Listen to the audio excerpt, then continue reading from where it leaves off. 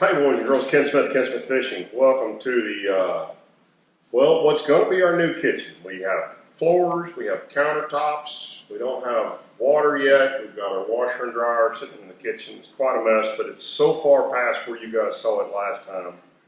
We're excited to have something that feels like a house again. So today we're going to talk about Livescope and go into two units, traditional and perspective. And if you have not seen the videos to understand the difference between traditional and perspective, I did it's interesting, some of what I think are my best videos don't always get great views, and then I got a video of Brian Brandon and I catch a giant catfish and it's got 100,000 views, but so goes YouTube. But these three particular videos I thought were really good at kind of breaking down. There was a little bit about how they work, and there was also a comparison of Livescope versus active target. So I'll put a reference, if your device allows it, there'll be a link right there at the top. You can go watch that little series of videos. At least I'll put a link to the first one and you can follow through them there in a playlist. And if not, there'll be a description down below where you can find those videos. A little clarification on something. So I had made a comment about 3 or 4 weeks ago in a video where I said, I gotta get better at this. And some guys seemed to take from the comments, and nobody did it maliciously, but there was a lot of response to me of trying to help me get better at this. And I appreciate every bit of that, by the way. But don't confuse me not being great at this with me not knowing how to use the technology and being pretty good at this. I've caught a lot of fish on Livescope, but I don't have the confidence to go out and just use Livescope for a tournament. So the real eye-opener to me was, you guys know Moon Pie. Moon Pie, when the big tournaments come to Rayburn, he volunteers to be a camera boat. So he gets paid to take the cameraman out. And the morning that Dakota had the 30-something pound bag, Moon Pie texted me about 10:30, and he said, Dakota's going to have a giant stringer today. And I said, what's he got? He said, he's got something in the mid-20s, but he's tracking 3 10-pounders right here in front of him. And so we talked later, and I'm like, what do you mean he's tracking them? He said he literally was holding his rod over his back and just watching these fish on the Livescope. And I can't do that, right? I can't not have a lure in the water. And I get it. He's waiting for that fish to set up in a spot where he feels like he can make that presentation. On tournament day, my confidence is not yet that high. And there's only one way to get to that level of confidence, and that is to do this a lot. You know, Malcolm Gladwell once said you got to have 10,000 hours to be an expert at something. And then if you read his book, he actually says, well, that's kind of a rule of thumb. It could be a lot more or a lot less. But, you know, an average work year is 50 weeks and 40 hours is 2,000 hours. So we're talking about 5 years of steady using the Livescope. I don't think it's that many, but I guarantee you Dakota Ebear got more hours last year because all he did was fish the entire year. He would leave an FLW tournament and go to the tournament that was not yet off limits, which in a lot of cases was 2 tournaments away, and he got incredibly good, probably in 1,000 to 2,000 hours of Livescope fishing, more than I'll be able to do in the next few years. I have a regular job just like most of you guys do.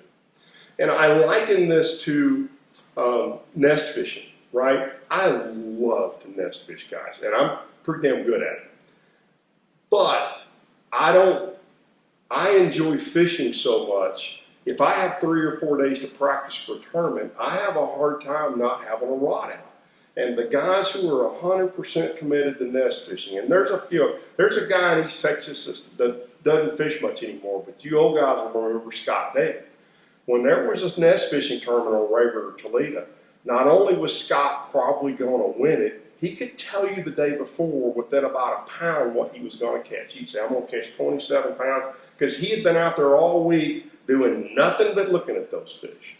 So he put the practice time in, and he had the discipline to do just that, and he could look at a fish and know whether it was worth fishing for that fish right in the moment. And that's where these guys with the Livescope, not only can they look at a fish and determine with a pretty high probability whether it's a bass or not, they can also tell you with a pretty high level of probability whether they can catch it or not. And look, I'm sorry to hurt anybody's feelings here. Most of us aren't those guys yet, right? We all want to be, but at the national tour level, it's, in my opinion, it's Dakota, it's Spencer Sheffield, it's Wheeler. There's probably several more, but those are the guys who seem to have really risen to the top in the last few years using this technology locally. And of course, the kid Coy who came and won the tournament at, I believe his name's Coy, the Arkansas young man who came and won the Toledo tournament. Those are the guys who have the hours in, who've gotten that good at it. Maybe I can never get that good, but I've got vast room for improvement, and that's what I'm going to try to do. To that, one of the things that I know, and one of the young men here in East Texas who's just dominating right now, you know, he's had 2 stringers over 30 and 1 stringer over 40 this spring that I know about. He's probably had more than that. Is Tater Reynolds, and Google him up. There's some really good interviews with him. And what I found out pretty early on was one of the things he was doing was running a traditional view, and a perspective view at the same time. So that's what I went to Jones. You guys saw the video on Tuesday, and I said, that's what I want. I want to have those 2 views. I want to have as good of tools as anybody in this business has.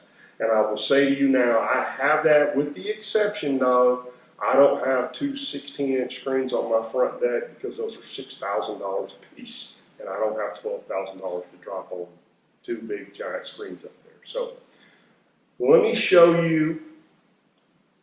Terry and I went out this past weekend solely with the intent, and this is what you got to do, right? You got to go out there and say, even if they come up schooling, I'm going to try to catch them with my Livescope. You got to make that commitment to do that, to learn it. So that's what we did this past weekend. Terry's good at it. Terry's better than I am at it already.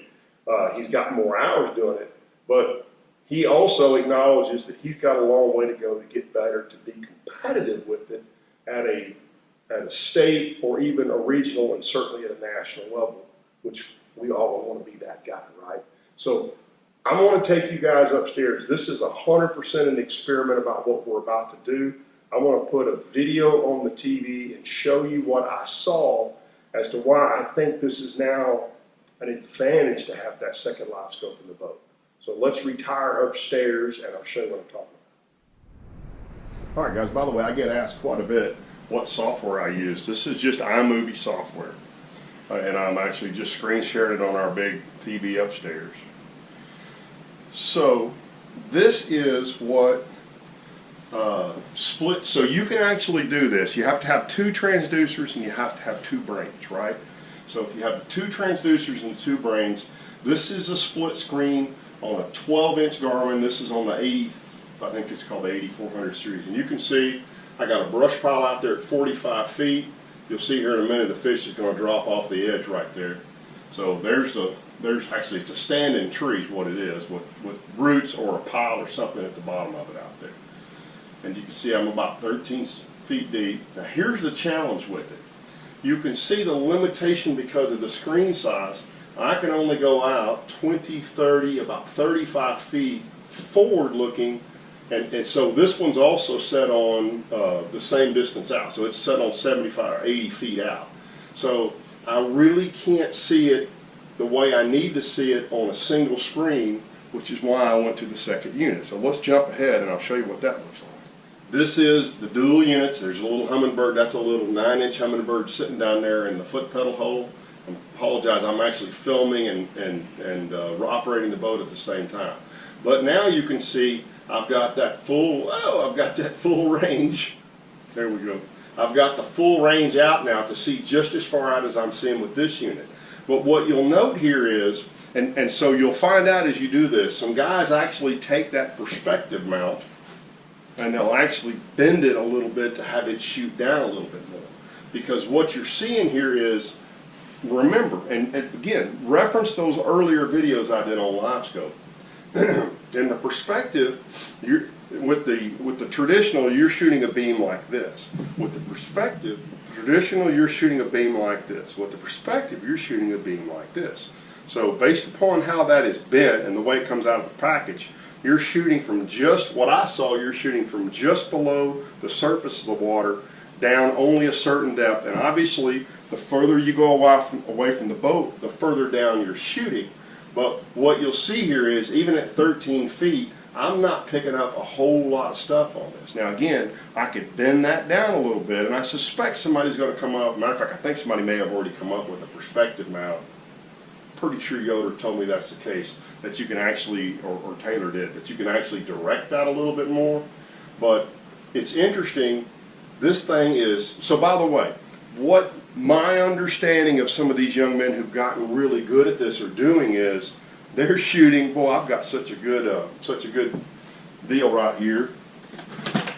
Look at that. The 2-year-old helps me.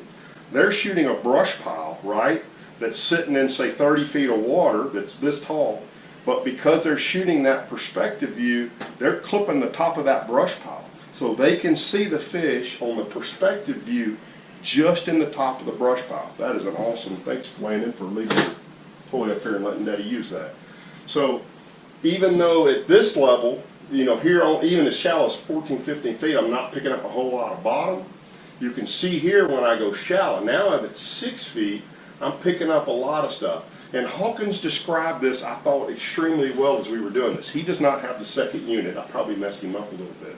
But he said it feels like he's shooting his Livescope and his 360 without as clear a 360 view, but it's live. And you probably see there's 2 fish right there. You can see their shadows. Whoops, well, I'm all over the place with that.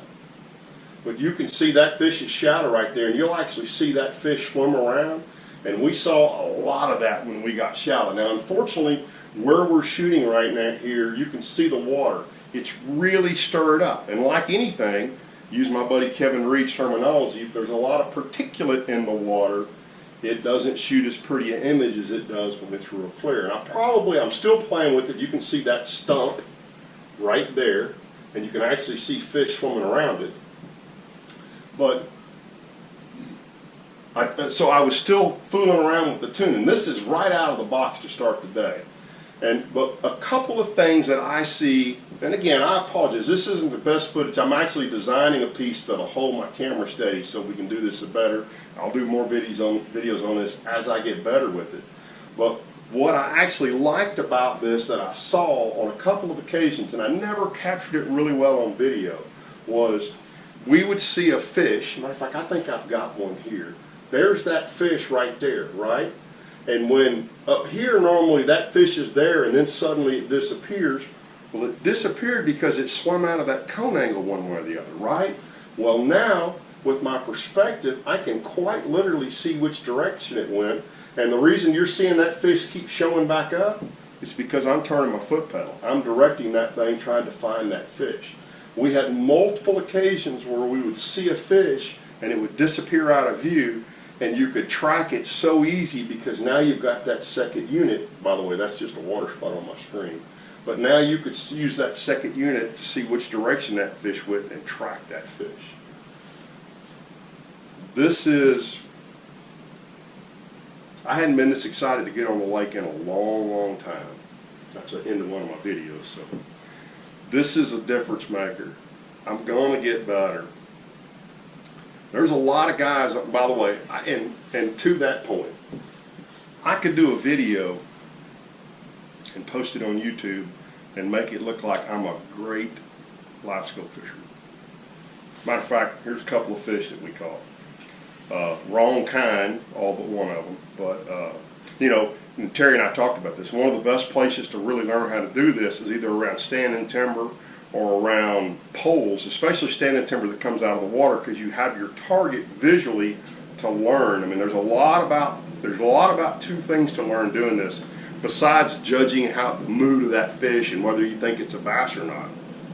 There is getting the direction right. It's pretty easy when that tree's right in front of you. It's pretty hard when that tree's over here and you've got your live well or got your trolling motor turned. And also judging distance. If that fish is 40, 50, 60 feet away from you, having a real good sense of knowing how far to make that cast. I have a friend who knows Spencer Sheffield pretty well. And one of the things he said about that guy is if he sees a fish at 37 feet and he wants to throw it 37 feet, it's going to go 37 feet. He's gotten so good at that. You know, most people don't know this, but Dickie Newberry, used to be a competitive bow shooter. He shot bows competitively, and those things where those targets pop up. And to this day, next time you see Dickie Newberry, walk up to him and point at something within 50 yards and say, Dickie, how far is that fire hydrant right over there? And if he says it's 17 yards and you step it off, it's 17 yards.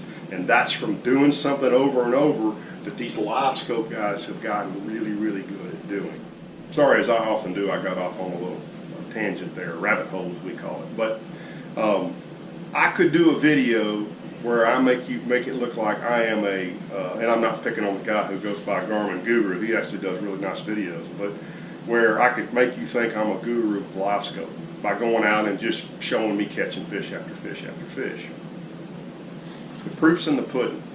The proof is when you can do it not on Tuesday on the lake by yourself when you get to pick the weather. The proof is doing it at Rayburn or Toledo or you name the lake around the country when you got 300 other guys you're competing with on a Saturday and there's 600 or 800 boats on the water and you don't get to pick the weather. And these couple of young men, it's interesting, they're all young men, right? And part of that is a lot of old guys got jobs. We don't have the ability to spend all the time on the water these young guys do. But there's a couple of them that have got crazy good at this. And it's just from spending hours and hours and hours doing it. So I'm going to get better. I'm going to take you guys on the journey if you want to join me on this journey.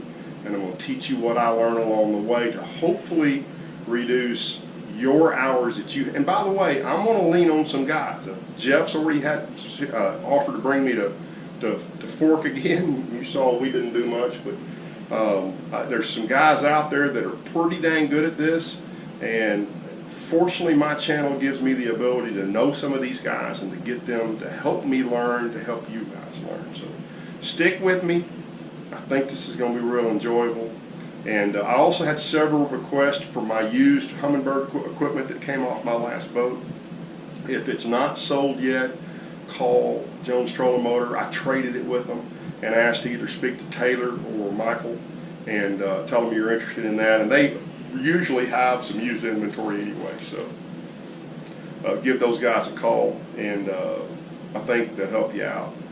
Thanks for tuning in, guys, and I got more fun stuff coming. You've probably seen I've started posting some shorts. That's kind of fun. I love throwing music over the top of stuff. You guys know I like music. I've already shared several of my favorite musicians, and I'll continue to do that. But I hope you enjoy my shorts, not those shorts, but my video shorts, and also my Instagram page as well. Links to all that's below as well. Thanks for tuning in, guys. We'll see y'all next week.